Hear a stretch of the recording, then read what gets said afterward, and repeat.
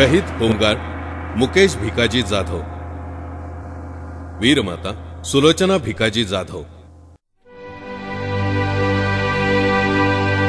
भारतीय लष्करात भरती होण्याचं स्वप्न पूर्ण झालं नसल्यानं मुकेश भिकाजी जाधव गृहरक्षक दलात रुजू झाला।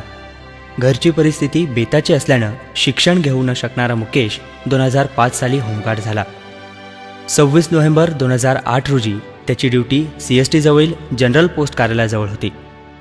रात्री 9:30च्या सुमारास अचानक गोळीबाराच्या आवाजानं मुकेश सावध झाला। काही अघटित घडू नये म्हणून प्रवाशांना स्टेशन बाहेर सुरक्षित ठिकाणी हलवू लागला। मात्र इतक्यात अतिरेक्यांनी प्रवाशांच्या दिशेनं AK-47ची संपूर्ण मॅगझिन रिकामी केली। त्यातील पहिल्या 4 गोळ्यांनी मुकेशच्या शरीराची चाळण केली।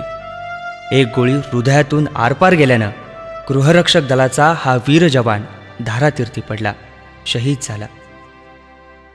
वयोवृद्ध आईवडिलांची सेवा करण्याचं स्वप्न उराशी बाळगून मुकेशनं इहलोकाची यात्रा संपविली। स्वतःच्या जीवाची पर्वा न करता इतर प्रवाशांची काळजी घेणाऱ्या मुकेश भिकाजी जाधव यांच्या कर्तव्यनिष्ठेचा सर्वांच्या सोबत परिवाराला अभिमान वाटतोय।